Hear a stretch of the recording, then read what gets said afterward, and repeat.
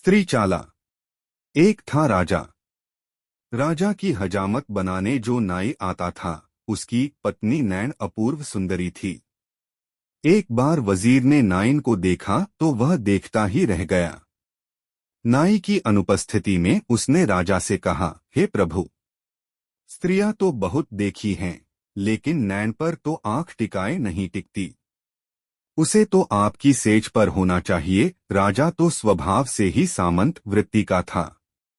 श्रवण मात्र से ही वह नारी के रूप वैभव पर मुग्ध हो गया तथा नैन को प्राप्त करने के लिए उसकी लार टपकने लगी।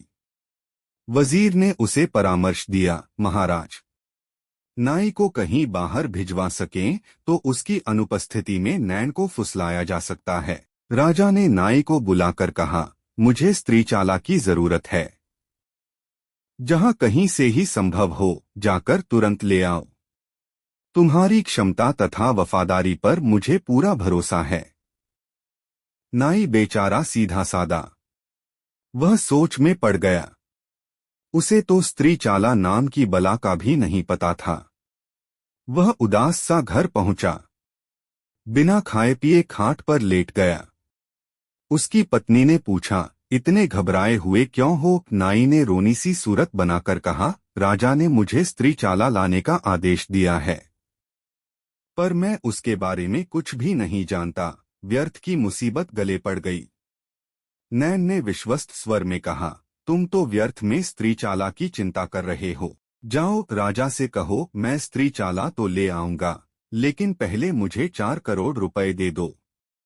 नाई राजा के पास गया और 4 करोड़ रुपए ले आया। नाइन ने रुपए लिए तथा संभाल कर रख दिए। उसने अपने पति को छिपा दिया। दिन छिपने के बाद नैन सज स्वर कर गांव में घूमने लगी। रास्ते में उसे चौकीदार मिला। वह बड़ी आत्मीयता से बोला, प्रिय, तुम कहाँ जा रही हो? नैन बोली, मेरा पति राजा के लिए स्त्री चाला लेने बाहर गया है। घर में मैं अकेली हूँ और ऊपर से अंधियारी रात, सो मैं परिचितों के घर जा रही हूँ। चौकीदार ने कहा, घर अपना ही अच्छा होता है। रात को मैं ही तुम्हारे घर आ जाऊंगा। पहरेदार को छोड़ क्यों तुम अन्यत्र जाती हो? नैन ने अच्छा कहा और आगे चल दी। फिर उसे गांव का नंबरदार मिला।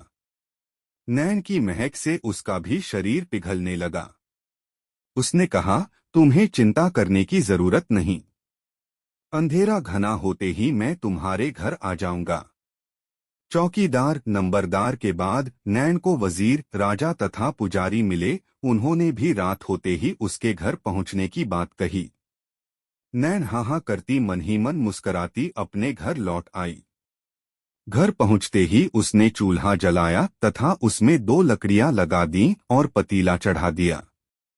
सबसे पहले गुनगुनाता हुआ चौकीदार आया। वह अभी नैन को छूने की कल्पना ही कर रहा था कि नंबरदार ने आवाज लगा दी। चौकीदार ने डरकर कहा, ओ नैनी, मुझे बचाओ। नैन ने उसे उल्टी घघरी पहनाकर दाल पीसने बिठा दिया। नंबरदार के बाद वजीर आया तो नंबरदार ने कहा, ओ नैनी, मुझे बचा, मेरी तो इज्जत खतरे में है। नैन ने उसका द्यूत बनाया तथा उसके ऊपर लैंप रख दिया। इसी प्रकार अभी वजीर अंदर आया ही था कि राजा आ गया। वजीर के अनुनय विनय करने पर नैन ने उसका मुंह मिट्टी से लीप दिया तथा उसे अलमारी में बिठा दिया। अभी राजा नैन से प्रेम भरी बातें करने ही लगा था कि बाहर से पुजारी की आवाज आ गई। राजा गिड़गिड़ाया, नैनी, मेरी साख खतरे में है। नारी की माया अपरंपार है। तू ही मुझे बचा सकती है। नैन बोली, महाराज, चिंता मत करो, मैं तो आपकी बांदी हूँ। आपको अपना देवता बनाकर अलमारी में बिठाती हूँ, फिर कोई नहीं पहचान पाएगा। उसने राजा के मुंह पर भी मिट्टी पोत दी तथा उसे अलमारी में बिठा दिया। अंत में पुजारी का आगमन हुआ। उसने अलमारी में बैठे लोगों को देख लिया और पूछा, ये कौन लोग हैं? कन्या, महाराज, ये सभी मेरे देवता लोग हैं। नैन बोली। उसके इतना कहते ही सबको एक दूसरे की उपस्थिति का एहसास हो गया तथा लज्जित होकर वे आगे पीछे भाग निकले। पुजारी भी खिसियानी बिल्ली सा उनके पीछे भाग लिया। सबके भाग जाने पर नैनी अपने पति के पास आई। बड़े प्यार से उसे दुलारते हुए नैनी ने भोजन परोसा और कहा, देखा तुम्हारे ये हितैषी किस प्रकार मेरी देह नोचने के लिए लार टपका रहे थे, लेकिन स्त्री चाले के सामने इनकी क्या बिसात। यदि अब राजा तुमसे पूछे कि स्त्री चाला कहाँ है, तो कहना मेरी पत्नी ने तुम्हारे मुंह पर मिट्टी तो लीप दी। स्त्री चाला और क्या होता है। नैन की चतुराई पर नाई गदगद हो उठा। धन्यवाद। पूरा वीडियो देखने के लिए। आपको वीडियो अच्छा लगा हो तो प्लीज इसे लाइक करे, शेयर करे और चैनल सब्सक्राइब करे।